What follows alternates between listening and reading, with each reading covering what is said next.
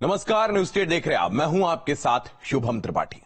विधानसभा के बजट सत्र में राज्यपाल के अभिभाषण के धन्यवाद प्रस्ताव पर सीएम योगी का संबोधन हुआ।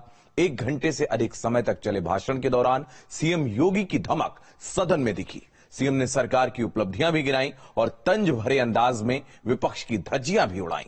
सीएम के इस बुलडोजर भाषण से विपक्ष पूरी तरह जमींदोज होता दिखा। हालांकि सीएम के संबोधन के बाद अखिलेश यादव ने भी पलटवार किया। सीएम योगी के इस पावर पैक संबोधन को देखते हुए कह सकते हैं कि सदन के मंच से सीएम ने पावर पंच लगा दिया है।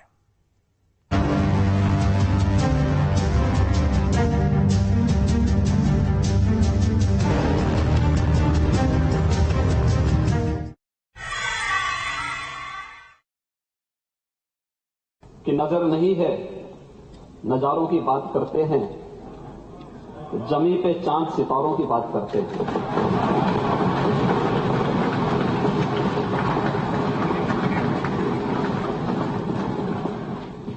वो हाथ जोड़ के बस्ती को लूटने वाले भरी सभा में सुधारों की बात करते हैं।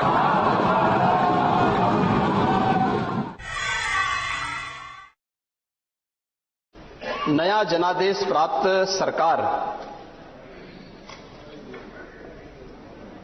के सामने जब हम इस प्रकार की बात करते हैं तो एक प्रकार से जनादेश का अनादर ही कर रहे हैं।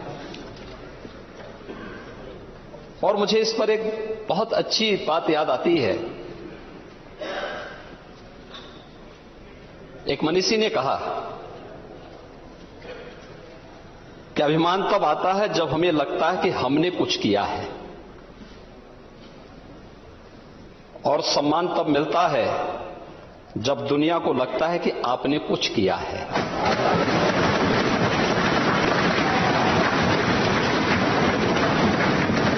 भारतीय जनता पार्टी और उससे जुड़े हुए सहयोगी दलों को जो जनादेश प्राप्त हुआ है, ये उसी सम्मान का प्रतीक है।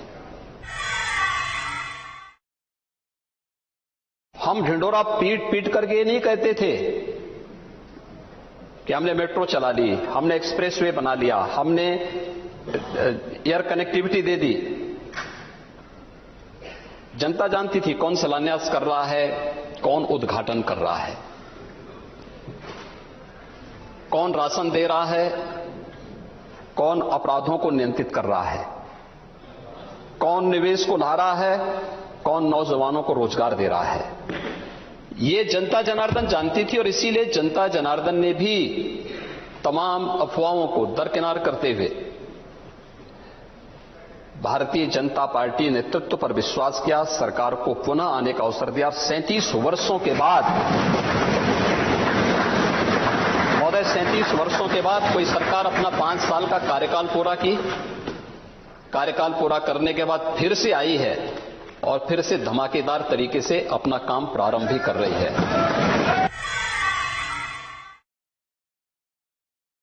हम जीते तो अच्छा है और बीजेपी जीत जाए तो साहब ईवीएम में गड़बड़ी कर दी गई। ये कब तक आप करेंगे? ये तो जनता जनार्दन का अनादर है।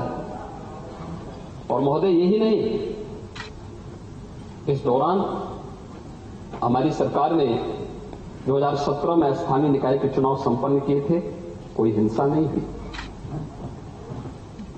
हमें लोकसभा का चुनाव करने का अवसर प्राप्त हुआ था 2019 में। 7 चरणों में चुनाव हुए थे, कहीं हिंसा नहीं हुई। 2021 में पंचायत चुनाव संपन्न हुए थे, 8 लाख से अधिक प्रतिनिधि चुने गए, शांतिपूर्ण तरीके से चुनाव हुए। 2022 में शांतिपूर्ण तरीके से विधानसभा के चुनाव भी संपन्न हुए, कोई आरोप प्रत्यारोप नहीं। यहां पर चुनाव के दौरान समाजवादी पार्टी का समर्थन करने के लिए वेस्ट बंगाल से भी एक दीदी आई थी। और क्या स्थिति थी बंगाल में? विधानसभा चुनाव के बाद जो टोटल इंसिडेंट हुए थे वहां पर, पोस्ट पोल वायलेंस 12,000 घटनाएं घटित हुई थी।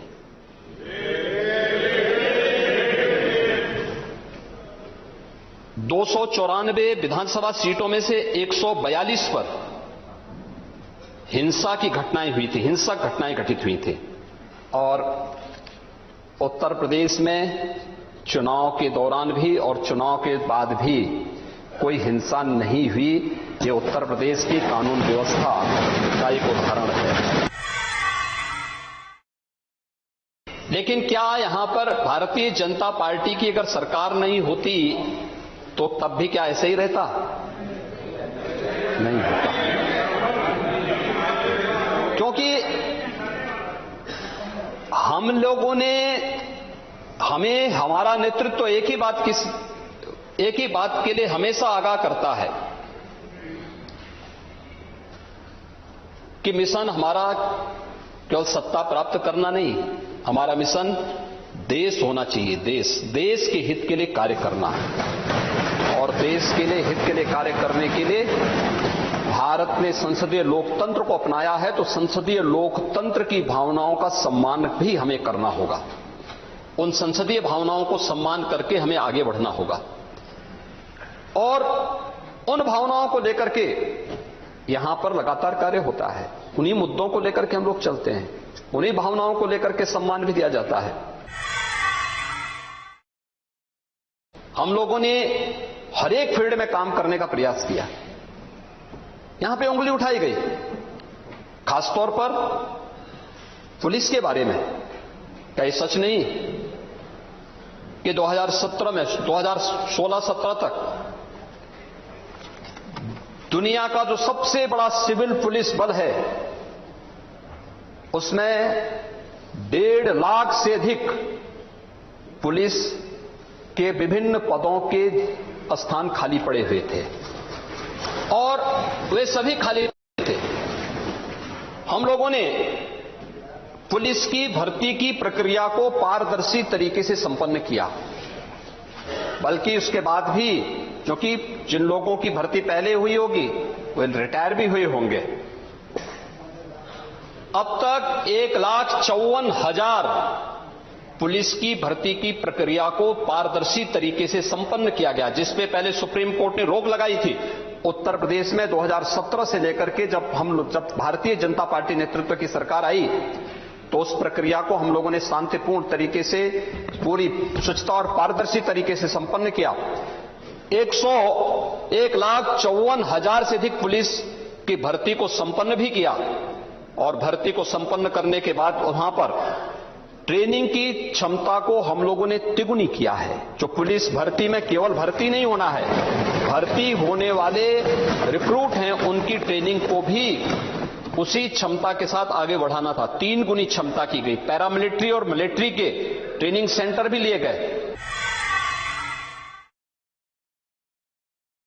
पहली बार प्रदेश में 4 पुलिस कमिश्नरेट बने हैं। उत्तर प्रदेश के अंदर एसडीआरएफ का गठन हुआ, एसएसएफ का गठन हुआ, स्पेशल सिक्योरिटी फोर्स, उसका गठन किया गया। उत्तर प्रदेश में मात्र 2 साइबर थाने थे, हर एक रेंज में एक साइबर थाने का गठन हुआ। सेफ सिटी के अंतर्गत सभी स्थानों पर जितनी भी हमारे बड़े शहर हैं, 17 नगर निगम हैं, इन सभी 17 नगर निगमों को आईटीएमएस के साथ जोड़ते हुए सेफ सिटी की कार्रवाई को आगे बढ़ाने का कार्य हुआ और लखनऊ में उत्तर प्रदेश फॉरेंसिक इंस्टीट्यूट की स्थापना की कार्रवाई को भी हम लोगों ने आगे बढ़ाया। उत्तर प्रदेश के अंदर कानून व्यवस्था की स्थिति को बेहतर बनाने के लिए कभी पीएसी बल की बड़ी भूमिका होती थी। एक साजिश के तहत 54 कंपनियां समाप्त कर दी गई, उसका गठन ही नहीं होने दिया। पीएसी होती तो क्या मुजफ्फरनगर में महीनों महीनों तक कर्फ्यू रहता? पीएसी होती क्या बरेली में कर्फ्यू रहता? लेकिन पीएसी की यूनिट जितनी कंपनियां थी उनको एक एक करके बंद किया जा रहा था। भर्ती में व्यापक धांधलियां होती थी, भाई भतीजावाद किया जाता था, नौजवानों के जीवन के साथ खिलवाड़ किया जाता था, योग्य अभ्यर्थियों को नहीं लिया जाता था और परिणाम क्या होता था? यूपी का नौजवान पलायन करता था। गोरखपुर में भी एक नौजवान ने आत्महत्या की थी, एलएलबी किया था। एलएलबी करने के बाद पुलिस भर्ती में सफल हुआ, लेकिन बाद में उसको उससे निकाल दिया गया। परिणाम क्या स्थिति थी? उसके बाद फिर उसे मौका नहीं मिल पाया और फिर उसने घर में जाके सुसाइड किया। लेकिन 17 के बाद किसी भी भर्ती में कोई व्यक्ति ये नहीं कह सकता है कि इस भर्ती में कोई धांधली हुई है। और 1,54,000 पुलिस की भर्ती को संपन्न करने के साथ ही उस प्रक्रिया को आगे बढ़ाया गया। 54 पीएससी की कंपनियों को फिर से बहाल करने का काम भी हम लोगों ने किया है और परिणाम सबके सामने है। उत्तर प्रदेश दंगा मुक्त उत्तर प्रदेश के लक्ष्य को हम लोगों ने फिर से प्राप्त कर लिया है। 3 महिला बटालियन भी पीएससी की गठित की गई, तीनों की गठन हम लोग कर चुके हैं। उनकी अवस्थापना सुविधाओं का निर्माण का कार्य युद्ध स्तर पर आगे बढ़ रहा है। ये पहली बार हो रहा है जब मातृशक्ति को सम्मान दिया जा रहा है। ये पहली बार हो रहा है जब मातृशक्ति को सम्मान दिया जा रहा है। और यही नहीं, जो पुलिस बल की हमने भर्ती की, इसमें 20% बेटियों को भी हम लोगों ने भर्ती करने का काम किया है। वे अपनी सेवाएं भी दे रहे हैं, लेकिन साथ साथ पुलिस बल के अवस्थापना सुविधा के लिए भी आजादी के बाद जो कार्य होना चाहिए था, पहली बार 17 से 22 के बीच में वह कार्य होते हुए दिखाई दिए हैं।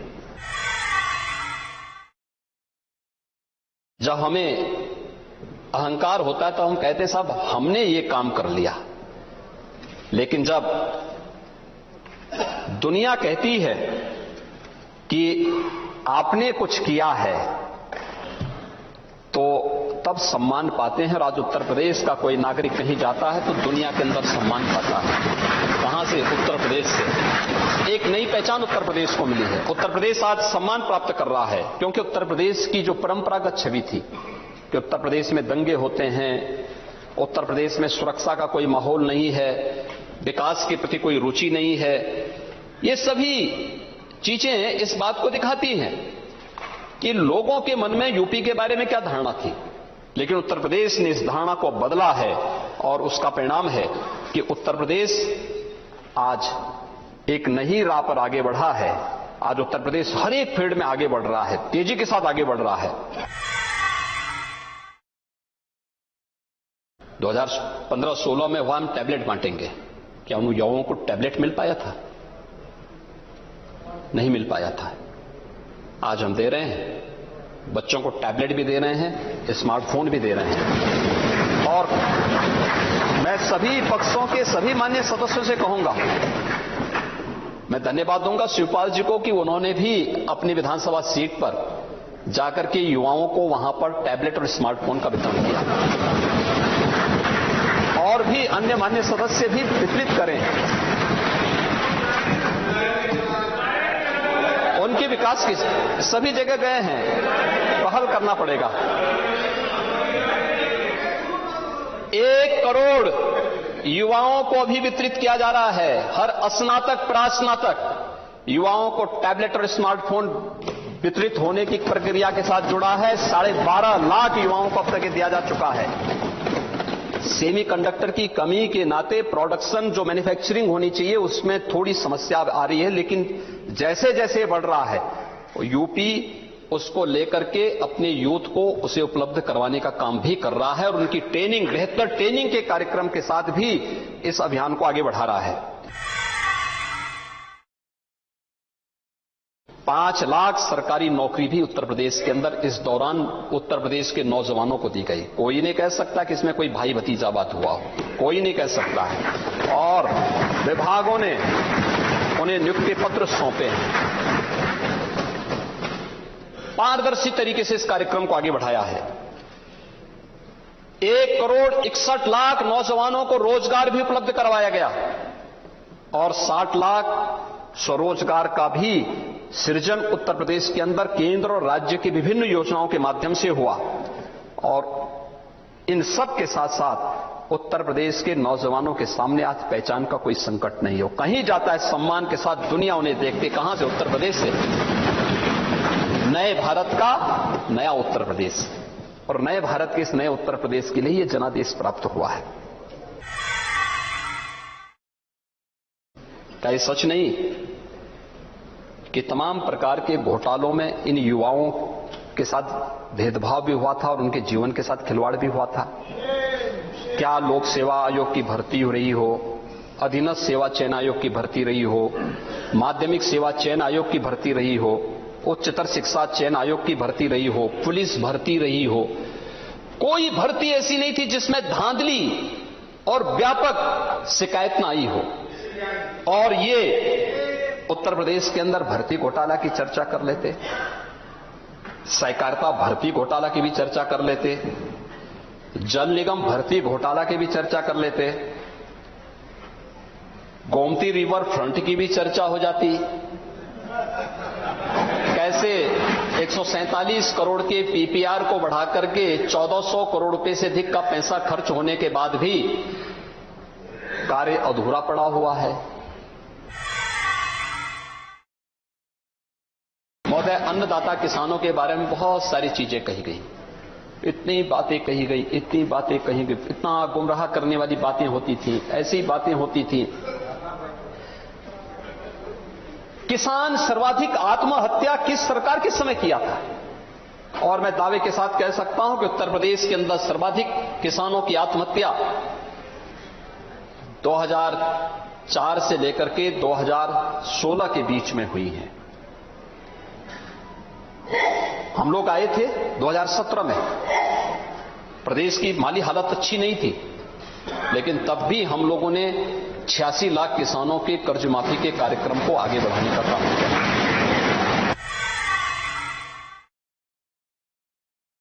गन्ना किसान के समय, पिछली सरकारों के समय चीनी मिलें बंद होती थी, औने पौने दाम पे बेच दी जाती थी। हमारी सरकार में कोई चीनी मिल बंद नहीं हुई, बेची नहीं गई। पूर्व प्रधानमंत्री चौधरी चरण सिंह जी की कर्मभूमि की चीनी मिल रमाला वर्षों से आज जोत रही थी कि चीनी मिल का पुनरुद्धार होगा, किसी ने नहीं किया। हमारी सरकार आई, हमारी सरकार ने वहां पे एक नई चीनी मिल लगा दी है, चीनी मिल का संचालन भी हो गया। मुंडेरवा में किसानों पे गोलियां चलाई गई थी, वहां पे एक नई चीनी मिल आ गई है, संचालन हो चुका है। पिपराइच में नई चीनी मिल का संचालन हो चुका है। जो चीनी मिलें बंद थी, उन चीनी मिलों को हम लोगों ने चलाने की प्रक्रिया आगे बढ़ाया। अगर सुप्रीम कोर्ट में मामला नहीं है तो हम लोगों ने उसको चलाने का कार्य आगे बढ़ाया है। अब गन्ना किसानों के हित में कौन काम कर रहा है? जो चीनी मिलों को चला रहे हैं, गन्ना किसानों को गन्ना मूल्य का भुगतान कर रहे हैं, वह गन्ना किसानों का हितैषी है, या जो चीनी मिलों को बेच करके गन्ना किसानों को सड़कों पर बेरोजगार करने का काम कर रहे हैं? और यही होता था, इसलिए किसान ने कुछ वो नहीं किया। पहले फेज का चुनाव हुआ था, लोग बड़ी बड़ी नारेबाजी करते थे, कहते थे फर्स्ट फेज में आप देख लेंगे, किसान आंदोलन है। 58 सीटों पर चुनाव हुए थे, 58 में से 46 सीट भारतीय जनता पार्टी जीती। 58 में से 46 सीट भारतीय जनता पार्टी जीती थी। अन्नदाता किसान जानता है कि उनके हितों का संवर्धन करने वाली सरकार कौन है। आप समस्या पर चर्चा करते हैं, समस्या पे चिंतन करते हैं, हम लोग समाधान पर चिंतन करते हैं। महोदय, समाधान के यानी समस्या के दो ही समाधान होते हैं, और दोनों का नाम एक ही है, भाग लो भाग लो। यानी एक भाग लो का मतलब हम उसमें उस चैलेंज को स्वीकार करें, उसका समाधान निकालें, और एक प्लान कर लो। आपने प्लान का रास्ता अपनाया तो जनता ने आपको फ्लाइट कर दिया। हमने चैलेंज को स्वीकार किया तो हमारा श्रमिक हमें सम्मान देने के लिए खड़ा होता हुआ दिखाई दिया। मुझे बताते हुए आज प्रसन्नता है, इंसेफ्लाइटिस जिसमें 40 वर्ष में जिस महामारी के कारण 40 वर्ष में 50,000 से अधिक मासूम बच्चों की मौत हुई पूर्वी उत्तर प्रदेश में। और ये 50,000 बच्चे कौन थे? या तो दलित संवर्ग से मलिन बस्तियों में रहने वाले बच्चे थे या अल्पसंख्यक समुदाय के बच्चे थे। 50,000 से अधिक बच्चे मरे थे, लेकिन कभी किसी ने इसके बारे में ध्यान नहीं दिया। 2017 में हमारी सरकार आई, हमने अंतर विभागीय समन्वय समिति बनाई और फिर इस पर कार्य प्रारंभ हुआ। केंद्र और प्रदेश सरकार ने सामूहिक रूप से कार्य किया। यहां पे हमने हॉस्पिटल भी किए, पीको बनाए, मिनी पीको का निर्माण किया, हमने आईटीसी का निर्माण किया, इंसेफ्लाइटिस ट्रीटमेंट सेंटर जगह जगह भी स्थापित किए और हमने शौचालय बनाने के साथ साथ शुद्ध पेयजल की आपूर्ति भी उन क्षेत्रों में करने का कार्य किया। आज परिणाम क्या है? इंसेफ्लाइटिस से 95% मौतें कंट्रोल हो चुकी हैं। इंसेफ्लाइटिस से जो बच्चे मरते थे आज नहीं मर रहे हैं। हमारे नेता प्रतिपक्ष कह रहे थे कि हम लोगों ने शिक्षा के बारे में क्या किया।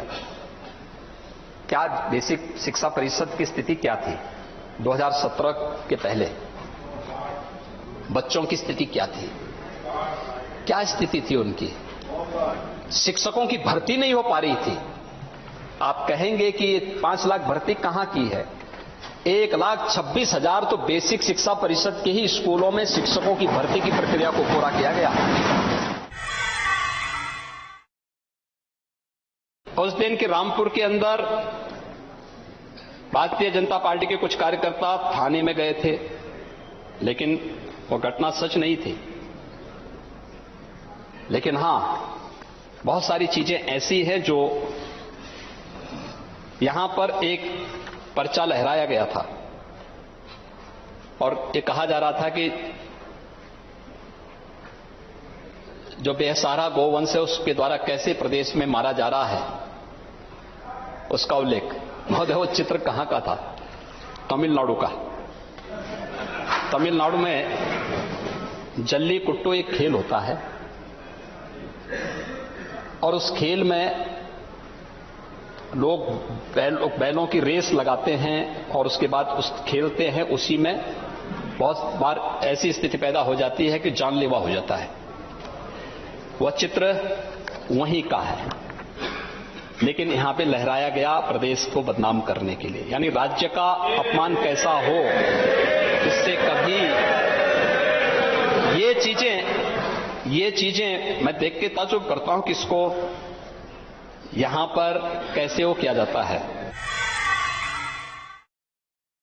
ये यात्रा साथ साथ आपकी भी चल रही, हमारी भी चल रही है, लेकिन अंतर यही है, हम साथ साथ भी हैं और पास पास भी हैं। लेकिन आप साथ साथ तो हैं, लेकिन पास पास तो हैं, लेकिन साथ साथ नहीं हैं। यही अंतर है।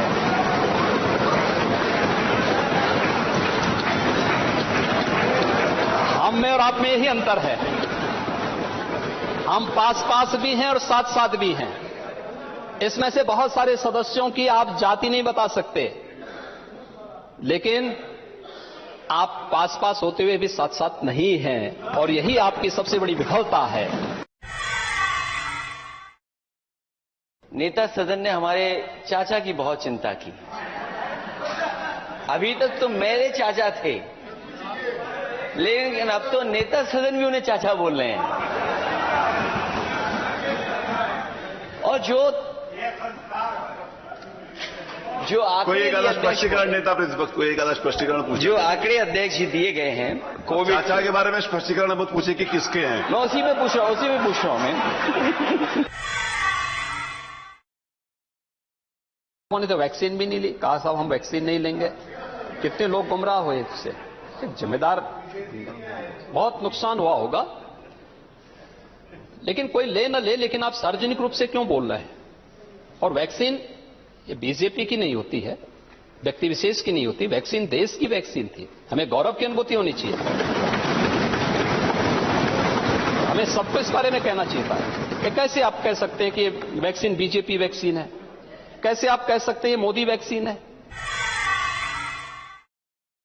कोरोना को लेकर के अध्यक्ष जी आंकड़े दिए गए मुझे, लेकिन नेता सदन ने एक आंकड़ा नहीं दिया कि जिस समय कोरोना सबको हो रहा था, नेता सदन को भी हुआ, कोरोना मुझे भी हुआ।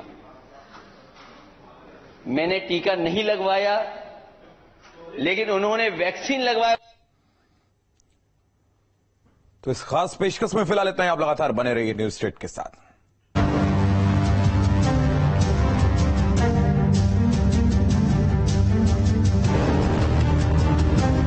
आपका विश्वास अब एक नए